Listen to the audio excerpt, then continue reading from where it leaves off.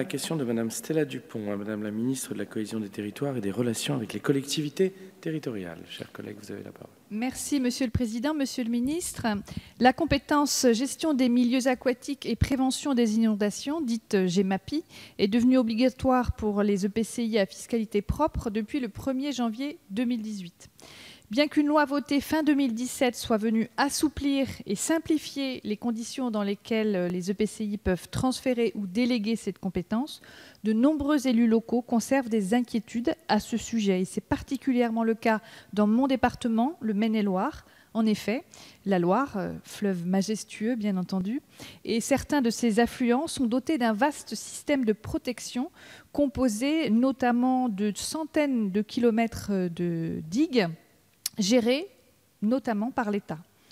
Dans le cadre de la mise en œuvre de la compétence GEMAPI, la loi prévoit une mise à disposition de l'ensemble des digues aux communes et à leurs groupements. Or, plusieurs études ont confirmé que leur niveau de protection est souvent insuffisant en regard de leur importance. C'est donc un enjeu crucial de sécurité des populations qui entraîne une responsabilité et un coût financier très important pour les EPCI. Or, la taxe GEMAPI ne semble pas être le véhicule adapté au financement de cette compétence. Le rapport Richard et Bure pointait déjà deux difficultés. La première, c'est que cette taxe reste peu utilisée par les EPCI, puisqu'il ne s'agit pas de transfert de fiscalité, mais d'une fiscalité nouvelle qu'il faut donc décider, puisque naturellement, ces collectivités craignent d'alourdir la pression fiscale sur les contribuables. La seconde difficulté qui est majeure, c'est qu'elle se heurte à un désajustement géographique entre les établissements publics et les bassins versants, parce que de mon point de vue, les bassins versants sont les seuls périmètres d'intervention pertinents pour exercer cette compétence GEMAPI dans l'esprit des directives européennes. Tous les ouvrages qui sont présents sur le bassin versant ont effectivement un impact sur l'ouvrage concerné sur un territoire donné. C'est un tout et c'est bien le bassin versant dans son ensemble qu'il faut avoir en tête. Donc la loi telle qu'elle existe aujourd'hui crée une inéquité et une hétérogénéité entre les EPCI et les contribuables, pourtant exposés aux mêmes risques en termes de cycle de l'eau.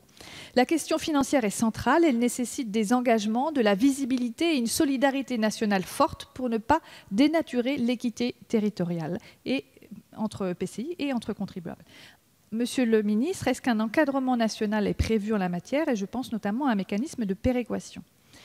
Deuxième question, afin d'éviter de trop forts déséquilibres territoriaux, que prévoit l'État pour le surcoût lié au transfert de ces digues domaniales?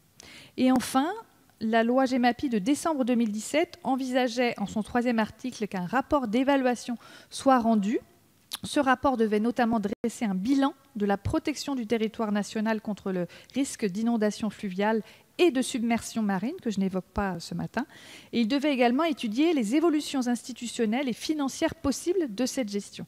Pouvez-vous nous indiquer, s'il vous plaît, à quelle date ce rapport sera publié? Je vous remercie. Je vous remercie. Monsieur le ministre.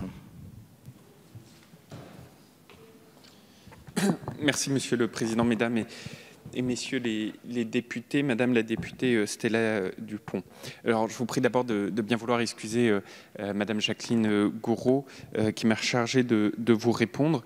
Comme vous le savez, comme vous l'avez dit, la compétence GEMAPI est depuis en fait le 1er janvier 2018 une compétence obligatoire des EPCI à fiscalité propre. Elle constitue effectivement une évolution visant à clarifier les responsabilités et les compétences et à consolider les liens entre la gestion de l'eau et la prévention des inondations, comme vous l'avez rappelé, et je ne reviens pas dessus. Mais comme vous le savez aussi, la GEMAPI, aujourd'hui, elle peut être financée par deux biais possibles. D'abord par les ressources non affectées du budget général et ou par une taxe facultative qui elle-même est plafonnée à un équivalent de 40 € par habitant et par an et dédiée exclusivement à la prise en charge de cette compétence. Et plus d'un an après l'entrée en vigueur de la loi, il ressort que la prise en compte de compétences GEMAPI se structure progressivement, malgré certaines disparités sur les territoires, et j'y reviendrai. Dans la plupart des cas, l'organisation de la compétence, elle est aujourd'hui stabilisée et une dynamique positive est enclenchée. Si je ne prends que depuis le 1er janvier 2018, les chiffres, vous avez parmi les 1264 EPCI à fiscalité propre existants, 428 ont instauré une taxe GEMAPI pour un produit total de plus de 150 millions d'euros. Donc là, je parle sur l'année 2018, alors que cette taxe ne représentait que 25 millions d'euros en 2017, ce qui est un témoin de la dynamique enclenchée. Et pour autant, sur quelques territoires, il reste des solutions consensuelles entre les acteurs qui doivent être trouvées. Et c'est le cas en particulier des territoires le long de la Loire, comme vous l'avez dit. Et donc, face à ce constat, le gouvernement a effectivement mandaté une mission au corps d'inspection qui est en cours pour expertiser toutes les options pouvant faire consensus. Et c'est un élément important parce que c'est par ces consensus qu'on pourra trouver les solutions. L'inspection est en cours. Je n'ai pas la date de remise exacte du rapport, mais je m'engage à en parler avec la ministre Jacqueline Gourault pour qu'on puisse vous dire précisément quand est-ce qu'il sera remis conformément à votre question. J'insiste aussi sur le fait que sur les digues domaniales de la Loire, il y a des montants qui ont été apportés et que sur les EPCI aujourd'hui, elles peuvent transférer tout ou partie de la compétence GEMAPI à un ou plusieurs syndicats recouvrant un même bassin versant, mention que vous avez évoquée et qui est à l'ingénieur des eaux et forêts que je suis est particulièrement parlante. Je vous remercie.